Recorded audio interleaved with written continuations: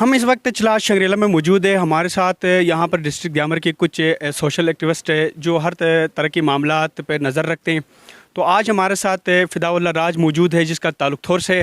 तो थोर के हालिया जो इशू था वो फिर उसने सर उठाना शुरू किया।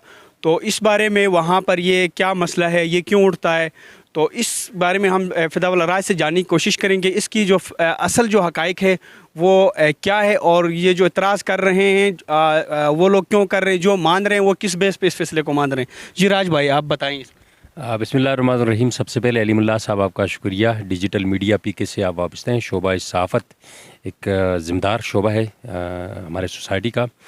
तो बुनियादी तौर पर ये एक दरीना मसला है जो कि हम और हमारे जो पड़ोस हैं हरबन के भाइयों के दरमियान ये काफ़ी अरसे से चला आ रहा है, लेकिन ये तकरीबन 2014 के अंदर शिद्दत अख्तियार कर गया। और आपको पता है कि 2014 में एक मुसल्लत तसादुम के नतीजे में 4 कीमती जानें ज़ाया हो गई, 8 से 10 तकरीबन लोग ज़ख्मी हुए। उसके बाद से इसको सार्ट आउट, इसको हल करने की हर सतह के ऊपर कोशिश की गई। फेडरल लेवल के ऊपर इसको टेकअप करने की कोशिश की गई, मुकामी जरगेदारों के ज़रिए इसको हल करने की कोशिश की गई, लेकिन नाकाम रहा। लेकिन वक्त के साथ साथ फिर ये इशू भी करती रही। उन्होंने बेहतर फ़ैसले सुनाए थे। तकरीबन उन्हीं फ़ैसलों की रोशनी में अगर देखा जाए तो ये 2 किलोमीटर जो बाउंड्री थी वो उस तरफ थी, हरबन की तरफ थी, और कौम के तकरीबन 8 करोड़ रुपए भी उसमें मिलने थे, यहाँ की कौम को, थोर के लोगों को भी मिलने थे। लेकिन कुछ ऐसे लोग होते हैं, हर सोसाइटी के अंदर होते हैं, वो सस्ती शोहरत, कमज़रफ़ी और अपनी एक वो अना की आग में वो जलते होते हैं। उनका हालांकि ये 1 रुपया का उनका नुकसान नहीं हुआ है। एक बकरी, मैं डिजिटल मीडिया पी के वसातत से उनको चैलेंज करता हूँ कि उनका एक बकरी का बच्चा ज़ाया नहीं हुआ है, 100 रुपये उनके ज़ाया नहीं हुए। वहाँ पे कोई मवेशी खाना उनका मुतासर नहीं हुआ है, और वो ज़मीन उनकी नहीं है, और कहते हैं कि हम नहीं मानते हैं। वो फरीक ही आपका ये तकरीबन आबा-ओ-अजदाद के दौर से ये चला आ रहा है। आबा-ओ-अजदाद के दौर से तो खैर इतना वो नहीं था। उसके बाद से जो कि हरबन के अंदर जो मवेशी के लिए जो चरागाहें हैं या शाबलूत वगैरह है, ऑग जिसे कहा जाता है, ये एज ए फोडर इस्तेमाल होते हैं। आपको पता है सर्दियों के सीज़न में तो उनकी जो मवेशियाँ हैं इधर आती रही, और एक दावे के तौर पर भी ये वो ग्रेजिंग करते रहे। तो है काफ़ी पुराना इशू है। इसका मतलब ये नहीं है कि ये सिर्फ चूँकि कुछ ही वक्त हुआ है, मैं ऐसा हरगिज़ नहीं कह सकता।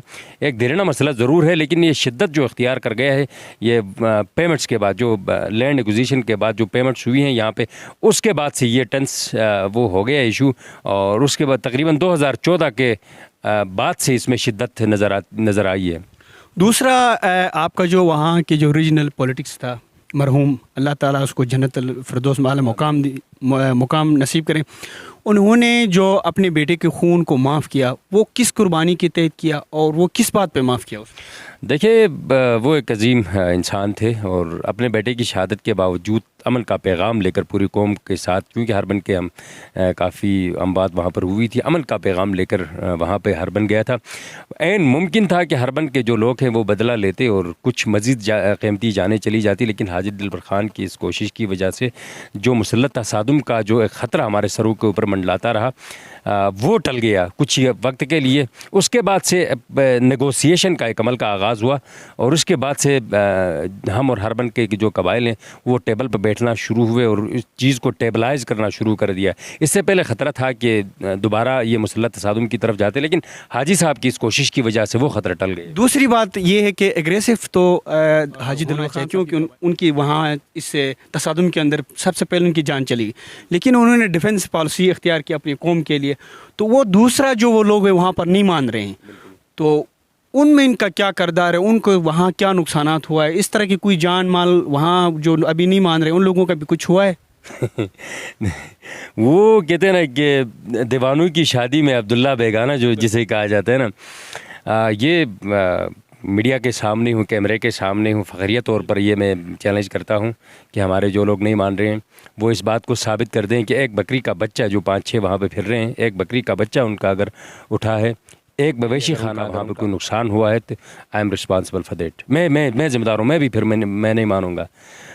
1 रुपया का उनका नुकसान नहीं हुआ है, न इनका ज़मीन मुतासिर हुआ है, न उनकी मवेशी मुतासिर हुए हैं, न वहाँ पे किसी चीज़ का उनका नुकसान नहीं हुआ है, और कहते हैं कि हम नहीं मानते। भाई आप होते कौन है, फ़रीक ही नहीं। ये मुतासरीन के दरमियान एक मामला था, जो लोग ज़ख्मी हुए हैं, जिनके मकानात वहाँ पर जल गए हैं, जिनके मवेशी खाने वहाँ पर मुतासर हैं, बकरियाँ जिनकी वहाँ से उठाई गई हैं, ये और हरबन के जिन लोगों का नुकसान हुआ है, ये इन दोनों कबाइल के मुतासरीन के दरमियान एक फ़ैसला हुआ है ना, तो हम तो तस्लीम करते हैं, हमारा नुकसान हुआ है, हम तस्लीम करते हैं। दूसरी बात यह है कि जो ग्रैंड जरगा है उसने जो डिसीजन किया, जो फैसला किया, उसमें जिनकी जान चली गई, जो ज़ख्मी हुए, तो उनको किस तरह के मुआवजे रखे गए हैं, और इनको जो मुआवजे रखे गए थे वो उनको पेमेंट हुआ या नहीं, इसी तसादुम के बीच वो भी रुका हुआ है?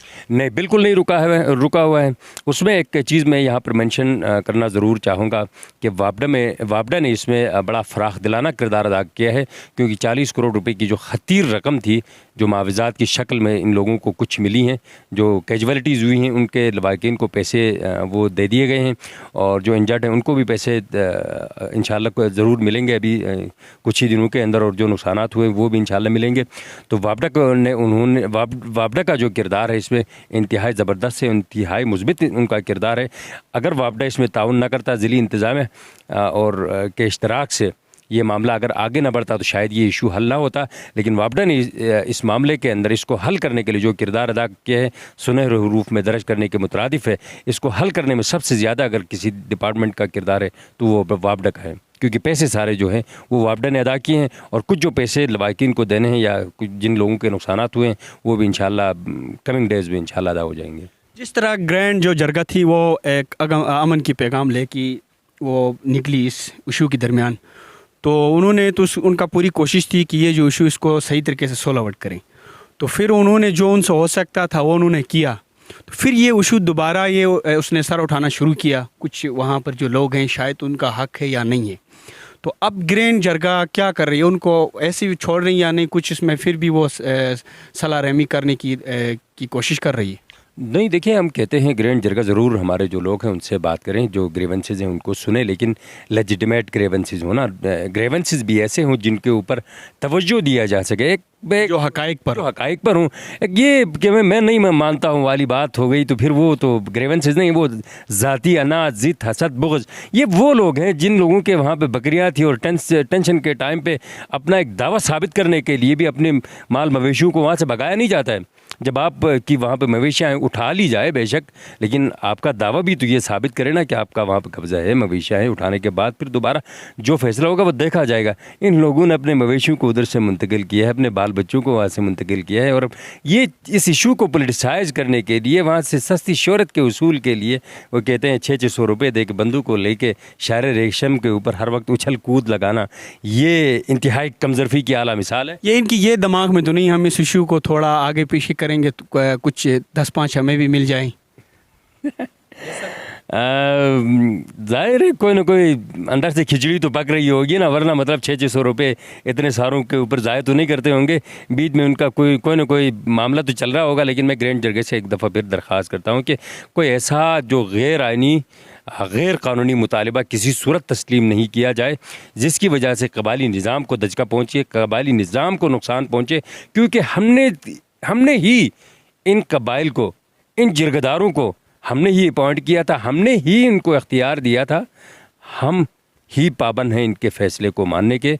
अब जो लोग नहीं मानते हैं वो इंतहाई कमज़रफ़ हैं, वो अपनी अना की आग में जल रहे हैं।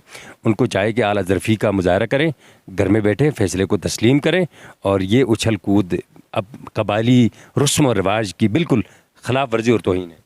थोर में तकरीबन पूरी जो थोर है वो हमारे शिनज़ में हेड कहते हैं, वो 3 हेड पे मुश्तमिल है।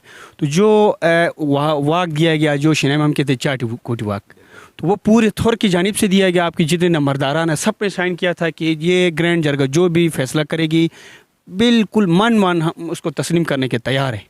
बिल्कुल, उसमें आप किसी से भी पूछ ले। ये पिछले दिनों ग्रैंड जरगा से दुदकी हेड ने भी मुलाकात किया था, और ये मेरे अकब में बैठते हैं हाजी जमशीद साहब, जो कि नंबरदार हैं जुलवी हेड के। उनके लकड़ी तकरीबन 3000 या 30,000 समथिंग इस तरह के लकड़ वहाँ पे उनके जलाए जा चुके हैं। ये हरबन की तरफ से, हरबन वालों की तरफ से जो जलाए गए थे, वो कहते हैं कि ठीक है, बस ये फैसला हो गया है। ग्रैंड जरगे ने इतनी मेहनत के नतीजे में इतना बड़ा फैसला सादर किया है। और एक देखे ना, मुसलमानों के दरमियान एक कितना बड़ा जो टेंस, लेकिन कहने का मकसद ये है कि जो हाजी दिलबर खान साहब के भतीजे हैं, आपके लेफ़्ट साइड के ऊपर, राइट साइड में हाजी जुमशेद साहब के भतीजे हैं, ये नंबरदार हैं। और जो ग्रीव्ड वंस, जो जिनका नुकसान हुआ है, जिनका ये कज़न इनकी जहाँ शहादत नोश की है, वो सारे जो मुतासरीन हैं वो कहते हैं हम मानते हैं, और वो लोग नहीं मानते हैं जो देवानू की शादी में अब्दुल्ला बेगाना बने फिर रहे हैं, वो नहीं मान रहे। भाईजान आप ये बताएं कि जो बेसिक कुर्बानी तो आप लोगों ने दी, आपकी दादा ने दी, वो उस दुनिया से चले गए, लेकिन आप मान रहे हैं तो वो कौन लोग हैं जो इस तरह की वो मसले को नहीं मान रहे हैं? उनका 1 रुपए का नुकसान नहीं हुआ है, वैसे अपनी लालच के लिए आगे लोगों को वरगला रहे हैं। उनका उधर कुछ भी नुकसान नहीं हुआ, 10 रुपए का नुकसान नहीं हुआ है। जो नुकसान हुआ है उन लोगों ने सब ने इस ग्रैंड जरगे की फैसले को तस्लीम किया है। बाकी ये लोग ये अब्दुल्ला, ये शादी वाली कहानी है। अब जो नहीं मान रहे हैं तो फिदा भाई आप ये बता दें, जो नहीं मान रहे उन लोगों की वैसे कितनी तादाद है? कोई वो एक हेड की शक्ल में या ना कोई ग्रोह की शक्ल में? एक ग्रोह की शक्ल आप ज़रूर कह सकते हो। हम हैं, हाजी अब्दुल्ला जान साहब हैं, एक और हमारे वो है मुकामी वहाँ पे हमारे ख़ानदान के ही, वो भी नुकसानात सारे हमारी मतलब ज़्यादातर हमारी फैमिली के हुए हैं, और इसी हेड के हम हिस्सा हैं। और इसी हेड के अलावा दुदकी हेड है, जुलवी हेड है। तो यानी यूँ कह सकते हो कि 90% जो आबादी है तुर्की, वो इस फैसले को सरे खम मनोवान तस्लीम करते हैं, और ग्रैंड जरगे के इस तारीख सास फैसले पर उनको खराज देते। फिदाउल्ला राज जिसका ताल्लुक थोर से, तो फिदाउल्ला राज यहाँ डिस्ट्रिक्ट जामिर के अंदर जो भी मुख्तलिफ़ किस्म के इशूज़ हो, इस पर ये कड़ी नज़र रखता है और उसको सूझ बूझ रखने की कोशिश कर रहा है, और दूसरा उसको वो पुरअमन तरीके से हल करने की कोशिश कर रहा है। तो ये इनका ये पैगाम है कि ये जो मसला क्रिएट हुआ है, ये जो इशू क्रिएट हुआ है, वो इसको डिसीजन है, बिल्कुल पॉइंट टू पॉइंट डिसीजन है। अब जो वहाँ पर ये लोग कर रहे हैं वो इनका कोई किसी किस्म का नुकसान नहीं हुआ, फिर भी वो इस तरह के इंतशार कर रहे हैं। तो इस तरह के मैंने सुना है कि कुछ लोग हारबंड में भी है कि जो इस तरह की वो वहाँ पर भी एतराज़ात उठा रहे हैं, इस तरह की मसला मसाइल। तो हुकूमत को चाहे कि इस वक्त दियामर मेगा जो प्रोजेक्ट है वो इस वक्त यहाँ पर शुरू हो चुका है, तकरीबन यहाँ हमारे फ़ॉरेन लोग भी यहाँ पर मौजूद है, तो वो इस इशू को ख़त्म करने की कोशिश करें, क्योंकि जब ये इशू दोबारा सर उठाएगा तो फिर ये ख़त्म होने का नाम नहीं लेगा। ये बड़ा क्रिटिकल इशू है। तो इंतज़ामिया को चाहे कि फ़िल फॉर